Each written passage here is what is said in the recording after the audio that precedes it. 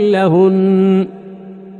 علم الله أنكم كنتم تختانون أنفسكم فتاب عليكم وعفى عنكم فالآن باشروهن وابتغوا ما كتب الله لكم وكلوا واشربوا حتى يتبين لكم الخيط الأبيض من الخيط الأسود من الفجر